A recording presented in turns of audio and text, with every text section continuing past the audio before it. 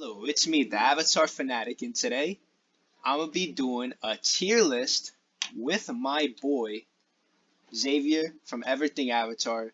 We have officially crossed the mark of him making more videos on my channel than his own. I think this is the one, right? Yeah, we It's like officially 5-4.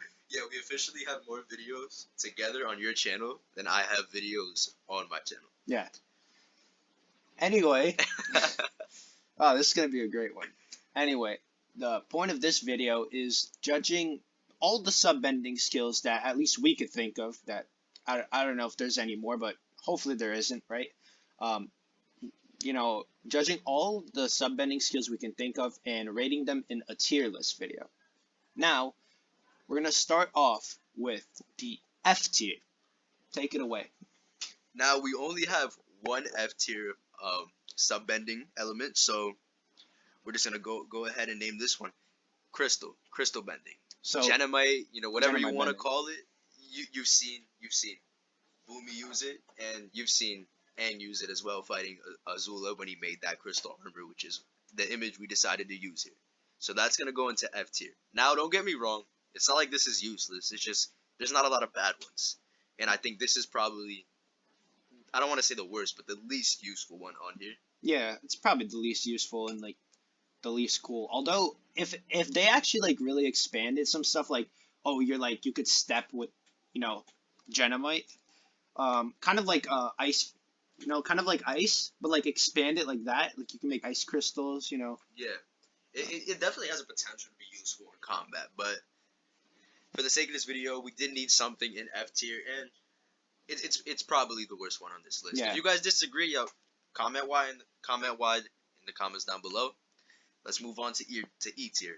Now DE tier list.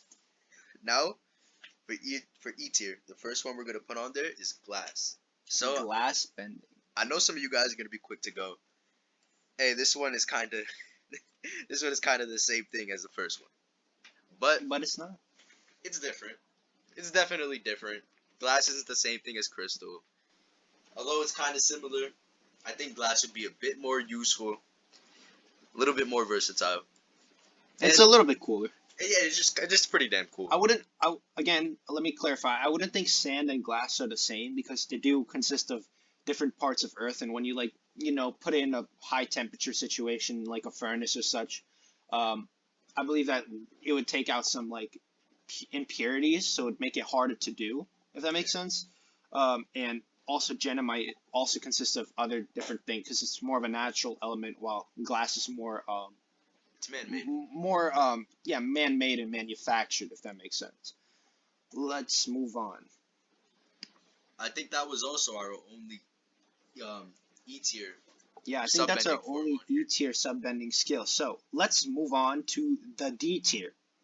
First, we're gonna go with the one, the only plant bending. So, plant bending, I put it in D tier because one, we've only seen one person use it, and the concept is a little bit cooler than something like, Genomite bending. But it was relatively weak once he found out the weakness. So when they tried to storm the Fire Nation with it, he got kind of targeted and downed.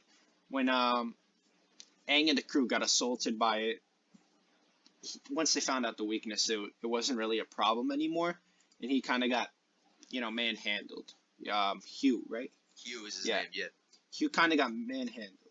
So we actually have one more D tier sub-bending form on here. That's spirit bending. Yeah, spear bending.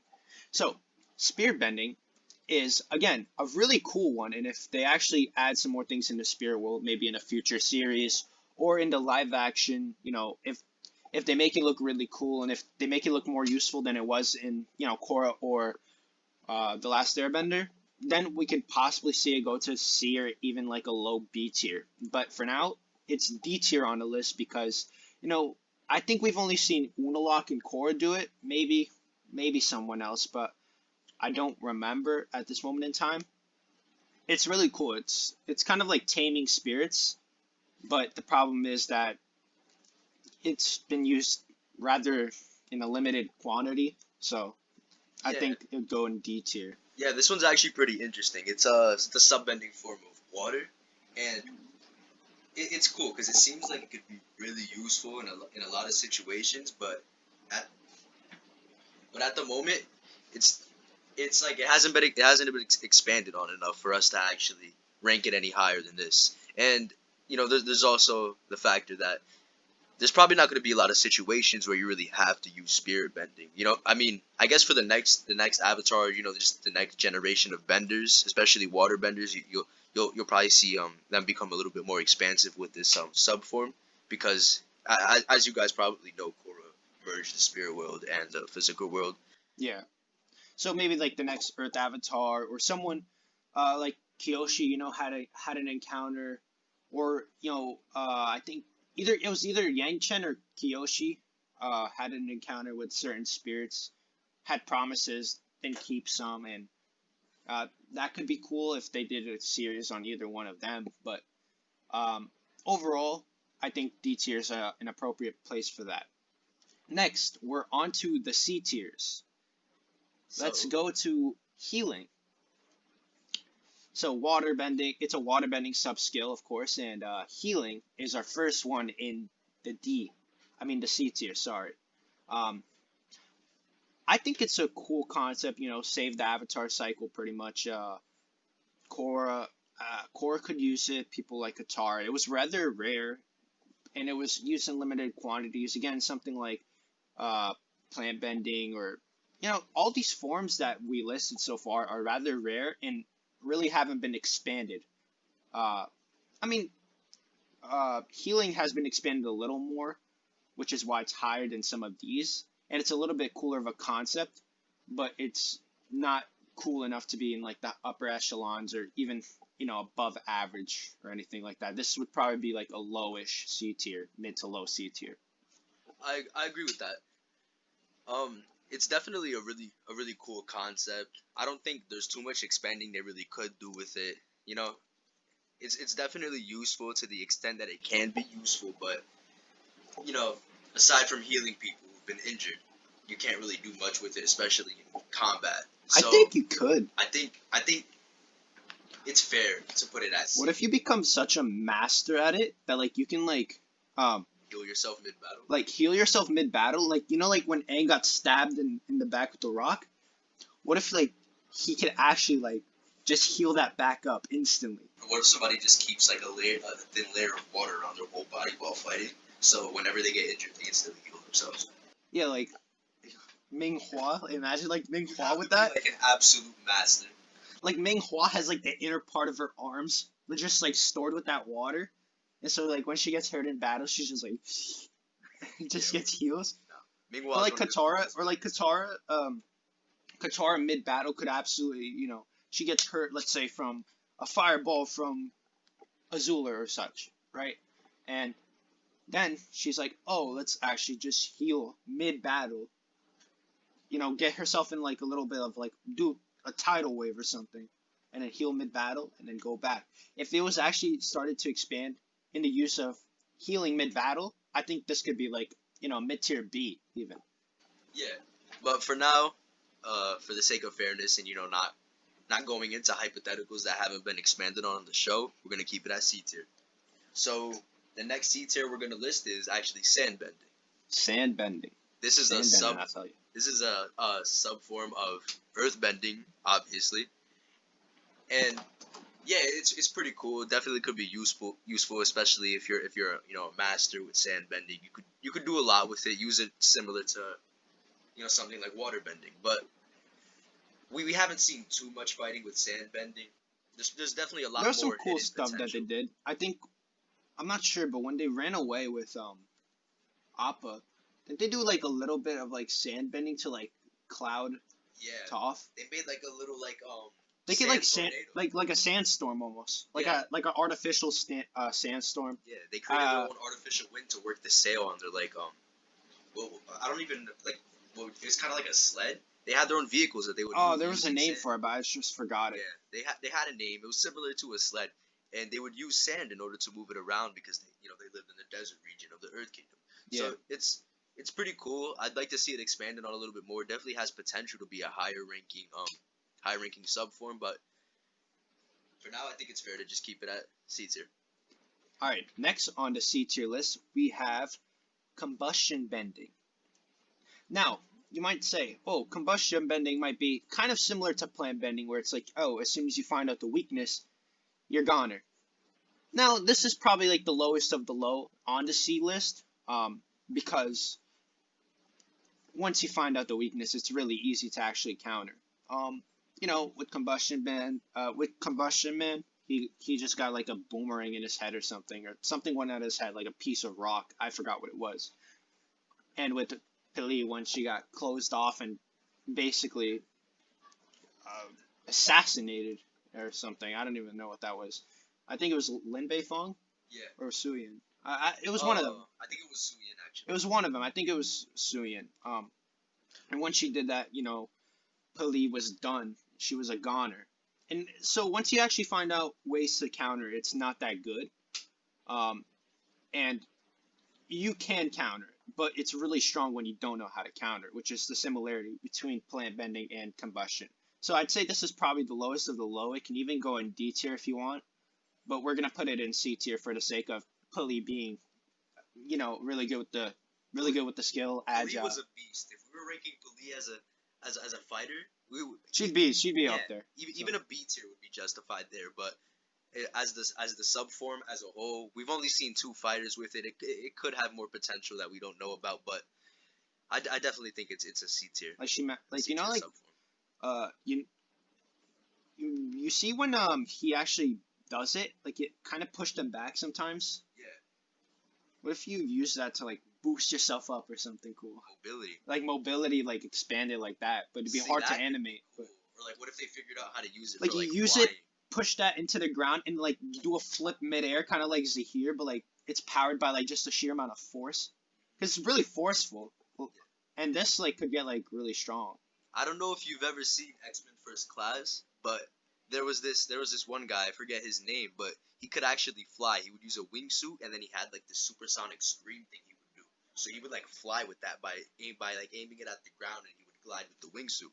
So I don't know, maybe there's potential for a combustion bender to do something similar to that, but we've never seen anything even close to that. So for now, I think that this is definitely a fair place to rank. Yeah, it's a pretty fair assessment to put it in the C tier, and we're going to go next onto our list, and that one is energy reading. Now, energy reading is dope. I actually really like this one because it almost expanded on the whole healing subform, but this one is different. It's almost like the Fire Nation's version of healing.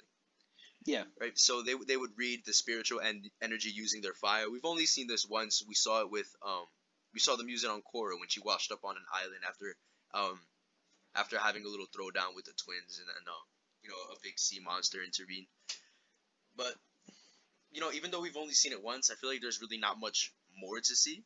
I could be wrong, but it was really cool. It definitely can be useful, especially if more people learn how to use it. It could be implemented a little bit more into the universe, but I don't see it going much further than a C tier ability, but it is cool, and I like this one. Again, if you find a way to use it mid-battle, it's very similar to the healing of the water benders. If you find a way to use it mid-battle or somehow incorporate it in a cooler way, maybe it can get to the B or the A tier, who knows. But for now, we're putting it in the C tier. Alright, so it looks like we're about to be moving on to B tier. Now, the first B tier we actually put down was lava bending. Lava bending. Ah, yes. My boy Gazan. See, this one was dope. Like, I actually really like this one because it was weird because we actually got to see it in the first show. We saw Roku actually lava bend when he took down the temple and took over Aang's body. Yeah. And made that little mirage thing. Although, one thing I want to say, it was unclear at the time, just by like the way it looked, at least on the like when it was going on, when you first watched the show, it was unclear whether it was a firebender skill or an earthbender skill because he was a fire avatar, so you would assume he would be doing a firebender skill when he's doing it near a volcano, right? Yeah, especially because it was never talked about, even though he just did it in front of a couple people. we were kind of just left to wonder, is this a fire bending skill? Is this an earth bending skill? I like that they put it as an earth bending skill. It makes a bit more sense. It is molten rock. Yeah. So yeah, this one's very powerful. We've seen him take down the entire Ba Sing Se wall with some Yeah, lava, which is crazy. insane. Obviously it probably didn't take too much skill to do. It's just melting out the Imagine. foundation. I'd be so mad if I was like the Fire Nation. Like Gazan didn't come like 20 years earlier. So this guy could have been born like 20 years earlier, and our Especially problems with would have him been wanting to take down governments, like he would have helped. Yeah. Because he would have known that the Ba Sing Se was like bad. But then at the same time, he would have done the same to the Fire Nation. Yeah. Would have just like destroyed Ozai or something. Yeah, so even though that probably didn't take too much skill to do, he just kind of took out the structure of the wall. It displayed how devastating attacks with lava bending can actually be, and we got to see Bolin actually learn the ability, which was really cool. Yeah. And like a lot of abilities on this list, we didn't see too much of it, but what we did see, it was very powerful. So B tiers seems to make sense to me. Another thing I wanted to mention is it's actually still unclear whether lava bending and metal bending can actually coexist. To my knowledge, there's never been a lava bender as well being a metal bender at the same time. So genetically, they actually might play a role if they can have both. They might just be a dominant recessive type thing where it's like, oh, dominant is metal bending because it seems more common now. It's just people haven't discovered it. Yeah. Where lava bending was discovered before, but it's much more rare. Yeah, so it might be far more difficult to learn, which is why we only saw Roku, Kazan, and then Bolin do it. Yeah, so if Roku did it, it's probably he learned it from someone else too. So that's kind of weird. So he must have learned it. It's not like he just did it casually at the sheer volume he did it. He destroyed an entire column almost, and he did a lot with it. So next on our B tier list is spiritual projection. So astral projection, Jinora type beat. This one's really cool. And it's really strong, and the concept is really cool. She's basically teleporting, can ask people for help when she wants, takes out Rava somehow from Unalaq, or from Unavatu, or whatever. I don't know how she did that. That was really cool. She just goes in the spirit world seamlessly, and she just teleports all over the place. She can be in the Avatar world, not even in the spirit world, and she could do it. It's kind of crazy. She's like a spirit herself. So it's a sub-bending skill of airbending, of course. Although I can't quite connect the lines, but it kind of makes sense because they're very spiritual people, and I guess they can become spirits if you have a natural talent or train hard enough. Yeah, it's really cool, and also Janora's probably the most spiritual character we got to see in the entire show. Yeah, I agree with that. There's definitely some controversy in that, because you could argue that someone like Iroh, because remember, I made a video on this, Janora's connection with spirits. Check it out if you guys want to.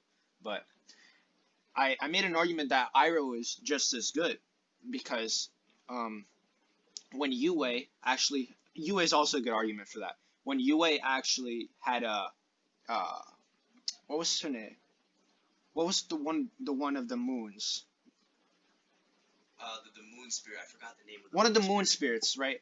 Iroh could just detect the moon spirit in Yue, and that was not in the spirit world.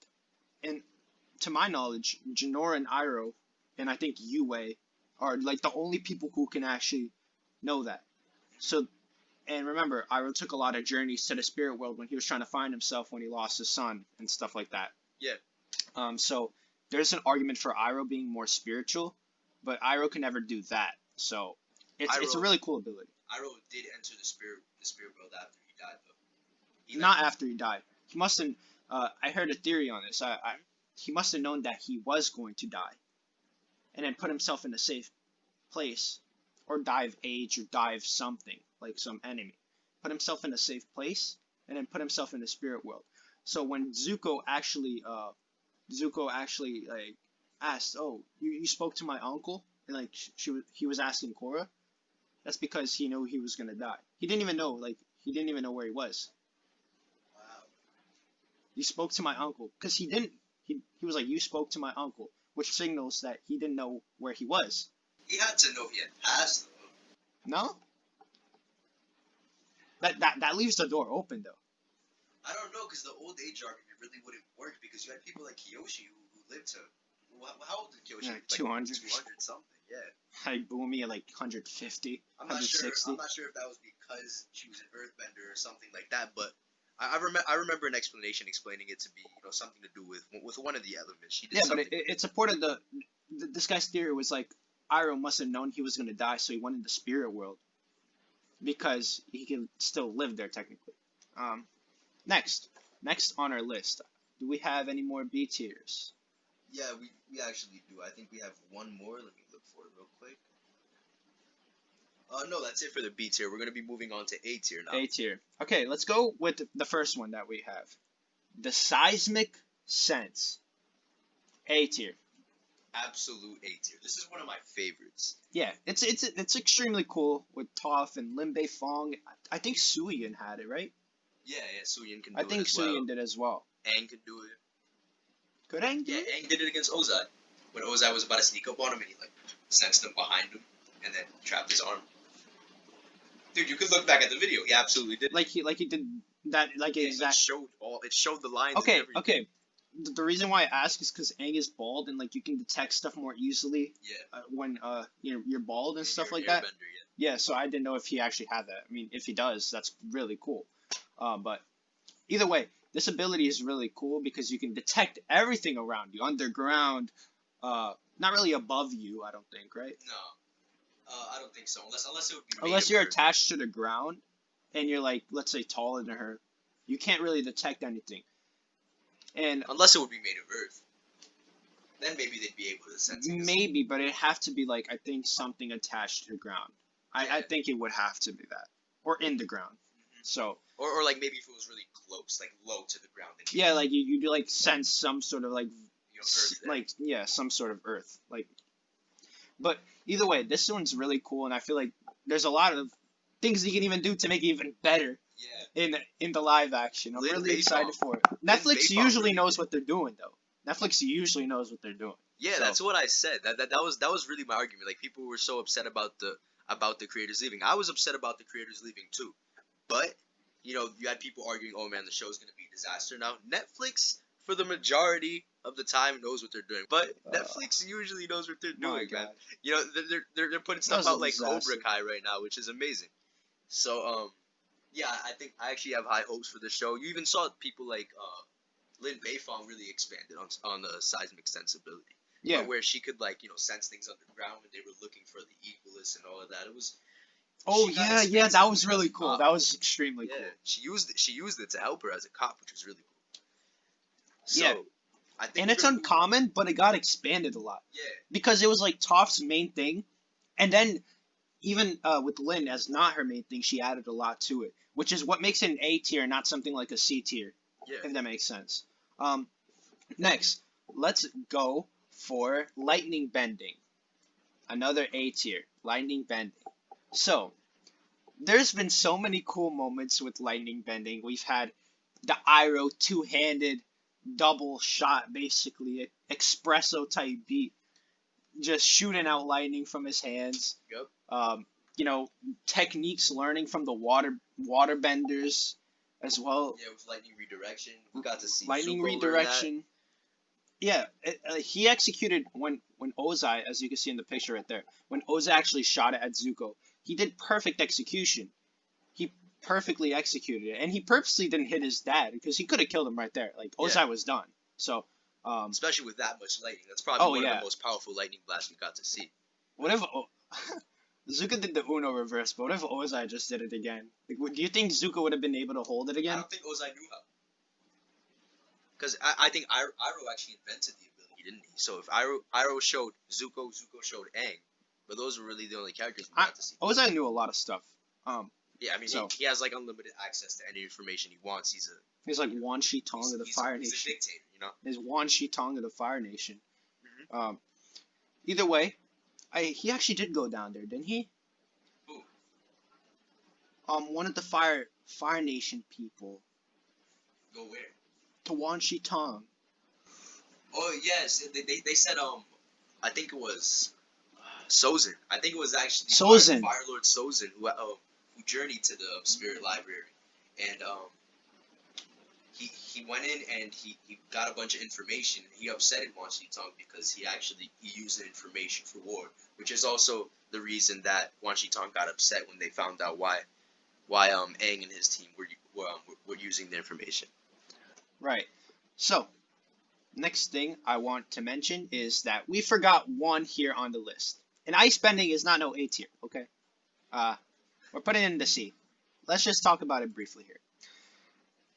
It's really cool, but it's too common, really, to actually be anything above than average. So, metal bending, like things like metal bending aren't as common, although they're starting to get more common, right? Overall, it's a more cooler skill. But things like, lava bending, astral projection, seismic sense, all these things above it, Lava bending would cancel it out completely. Yeah, it'd destroy it. But it's actually really cool. I feel like ice bending is a little bit underrated.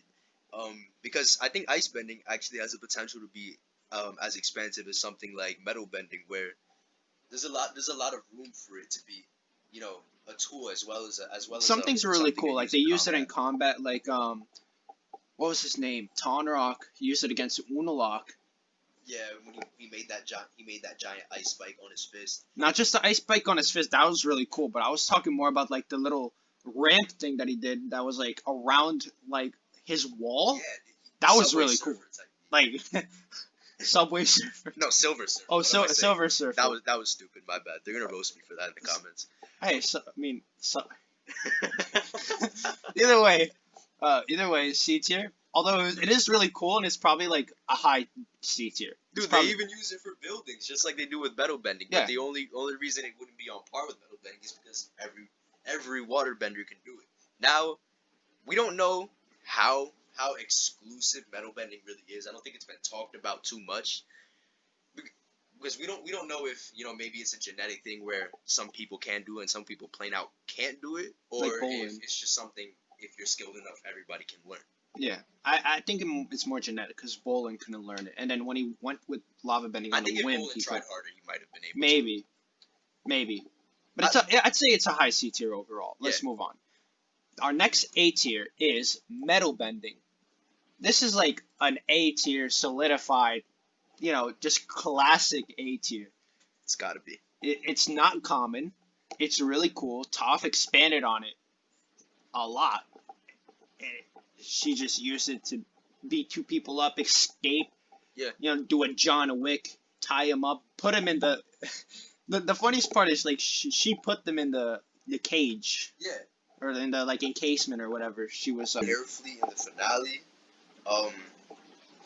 When all the airships, she bent the rudder and made them crash into each other like a domino effect. So it's definitely super useful. I'd say it's just as powerful as something like lightning bending. Yeah, different uses, kind of comparable to like ice and lava again, but it's definitely more expanded than both. I'd say. Yeah. And as well, it's just a little bit more diverse in how they use it, because like Xavier has like things where like she can like shoot them out at people, like almost like a spike, like an ice spike, but at the same time, I haven't seen like. I mean, we saw Qatar get frozen, but at the same time, when I think Suyin, again, we mentioned again, when she put the thing onto Pali, that was really cool. We never knew that anyone could put it around someone's head. That's probably the coolest thing. Like the control that you would need to do it is crazy. Yeah. So I think overall that it's an A tier. Not much more we need to be said. I have a couple metal bending videos on my channel. Go check them out. And yeah, let's move on to our S tier. Now, we'll go to the lowest tier of our S tier first. You want to go to the lowest one? It's not doing it justice by calling it the lowest, I guess. You thinking what I'm thinking? I don't know, man. Am I? We're thinking this one? That one? Yeah, definitely. Okay. Energy bending. This is S tier solidified, top tier goated status, number one. Not number one, but number one for all intents and purposes.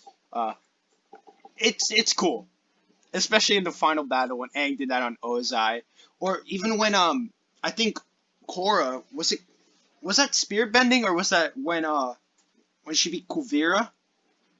Wasn't that energy bending? Yeah, she used energy bending. But it wasn't to take powers. That was really cool. What did she do? I'm trying to remember.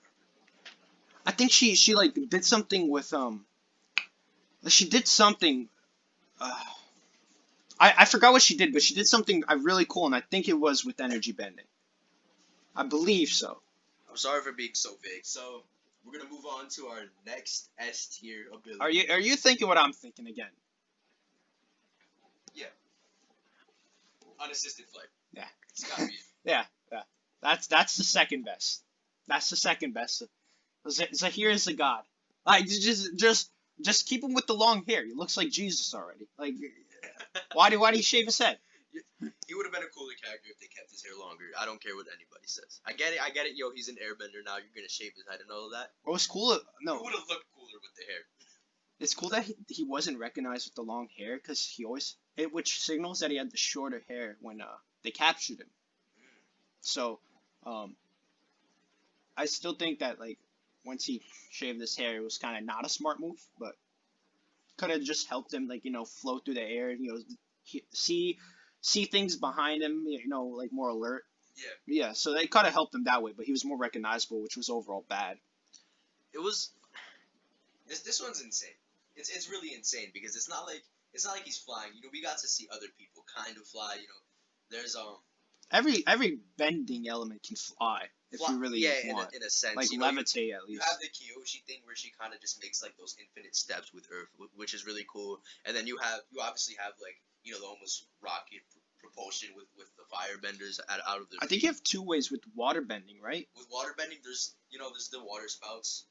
Like the little like water jets instead of the fire jets, like propulsion. And I think like Ming Hua, if she really wanted to, with her arms, she can kind of like locate like where she wanted to like almost be like a water spider almost. Yeah. Okay, that one. Then she like swing around like with like she went full on Spider-Man mode a couple. Yeah, like she swung around to like be Eska and Edna. Yeah, or Desna and Eska. That wasn't necessarily flying, but I think she could do that on like the ground. Like she can like hold herself up. Yeah. That's like kind of like in the air. That's what we mean. But overall, unassisted flight, which is different. Yeah. Is really cool because only two people, at least to our knowledge, have ever done it. It's in Gur Lahima, basically Zahir's god and the god himself, Zahir, have ever done it. And he used it for really expansive purposes, especially at the apex moment when he got it, which makes it really cool. Like he was like, enter the void. He just went off a cliff with Korra. Yeah, that one was so interesting. Also, I recently pointed out something like this. I think it was on a previous video, but I think a lot of people didn't realize this. Zahir, in order to fly, he needed to get rid of all earthly tethers. And I think the only reason he was able to do that was because Pali had died minutes prior to it. Yeah. Pali was his girlfriend and his last earthly tether. He did have his friends, Gazan, and Pali, who just died, and then there was also Minghua. But I don't really think he really cared about them. Yeah, it was just a common ally type thing. So Pali was his girlfriend. That was the last thing he really cared about. So when Pali died, that was his final earthly tether to get rid of. So he was able to enter the void and fly. Again, if you guys want to look at a good video, Zahir's philosophy on my channel again, it talks about like what led Zahir to fly, how he flies, other stuff that Zahir does and why he does them.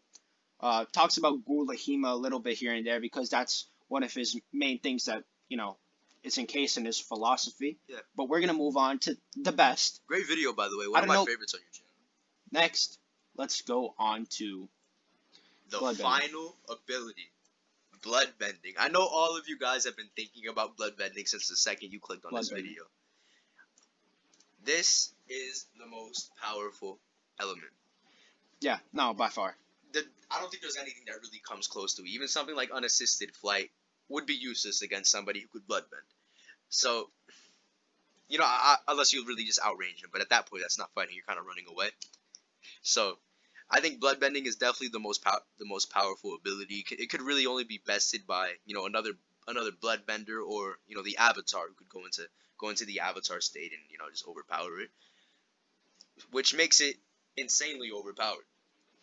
I think this probably has the if this was expanded on more, this has the potential to kind of just break the game in a sense. It's not a game necessarily, Well, but you know what I mean. You got something wrong there. What? The Avatar state is not the only thing to outpower bloodbending. Another bloodbender. I mentioned that. A higher tier of bloodbender, not just another. Because they have to be strong. They have to be way stronger. And we got to see with Tarlok and Amon. Look, Amon was way stronger, and he barely like walked. Yeah. But that looked really cool. Like, that was crazy. But that's seen heavy cleansing, bro. What was really cool about bloodbending is that it actually takes another one who's way stronger. If Amon was just slightly stronger than his brother, he wouldn't have got out of that. Yeah. No way, because he attacked first. He would have had to either bloodbend himself, which I think you've brought that up before, or he would have actually had to bloodbend him and then have his actions change, and then so he can actually barely, but he can't get everything because he's still going. Really, what I think happened there still had was a wind Amon kind of just overpowered his bloodbending by bloodbending himself forward. That could be it. It's still insane. Either way, he overpowered his bloodbending with his own. Or he could have just bloodbended him and then just go forward. Although he couldn't get everything, he still had enough to go forward. So, yeah. I think overall that's the best sub-bending skill of, obviously water. I mean, it's a rather OP, definitely most. Definitely OP. And it's very expanded too, the way Amon used it. Yeah. And we even got to see other characters Yakone. with bloodbending. Yeah, we saw Yakone, who Aang took his bending away, but then he went on to have two sons, Tarlok and then Amon. I'm surprised Unalaq didn't really have one. Yeah, it would have made it would have made a lot of sense. It would have made a lot of sense. Yeah. Like, him being the Red Lotus, trying to overthrow governments, and then he got greedy for power, so he's like, oh, let me learn this somehow. How am I gonna learn this? Yeah. And then he had to hear about it. People knew about it because it was made illegal. Yeah. So he definitely knew about bloodbending. I don't know if you ever tried to learn it. That wasn't talked about, but it would have made a lot of sense for Unalaq to be. Yeah, but it would have been repetitive as a main villain. Yeah. Imagine an Avatar with bloodbending. Yeah. OP. That's over. So I actually mentioned this, while we were preparing to record this video. Imagine an Avatar with bloodbending. Potentially, they'd be able to, control an entire army at once with just bloodbending in the Avatar state, of course, which would be ridiculous. I would actually like to see that. I think that the writers should write it in so that the next Avatar is able to bloodbend, because that'd be really cool to see. Yeah. Overall, this is our tier list, and yeah, if you guys enjoyed this video, drop a like, comment on if you agree or disagree with anything on our list. If you guys really enjoyed the video, again, like, sub, comment, also, recommend to your friends. If you think we missed a sub element and you want to name it, go ahead and name it down below. If you have a dispute, you think something deserves to be on a different tier, go ahead and comment that down below to start a discussion, man. I'll definitely be in those comments with my gaming channel, which is King Neptune. So you guys will definitely see me commenting under this video, basically letting you guys know if you guys want to start a discussion specifically with us. You can comment on the video, and I will be there. Obviously, it's his channel. He'll probably hop in the discussion too if you want to come. Yep, absolutely. I always do. I reply to basically every comment that's not toxic. And yeah, so if you guys enjoyed the video, do all those things I said below. His channel will be in the description. And it's me, TheAvatarFanatic out, and Xavier from Everything Avatar. Thank you guys so much for watching. Peace. Peace.